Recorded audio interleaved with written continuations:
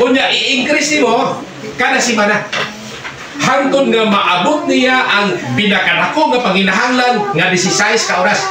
Mao nay maximum 16 ka oras. No. Sa ato pa.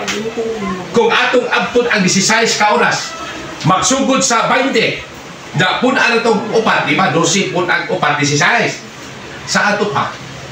Pila man kasi man ako to. No? 20. Da 16 man na paabto na to 16. Di ba? Ang 20 12 man na.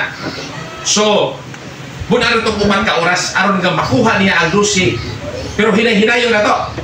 Di ba, inod ko kanina, 20 kasi mana. Kung itong 21, o sa ka oras. Sunod si mana, 2 ka oras. Sunod si mana, 3 ka oras. Sunod si mana, 4 ka oras. Diha ako to. No, kada si mana. Sa ato pa, primero ni mo, sisugaan ni mo alas 6, pagod alas 7. Sunod pasigaan mo alas 6, sunod si Mada, pagod alas 8. Sunod si Mada naman, pagod alas 9. Sunod naman, pagod koto alas 10.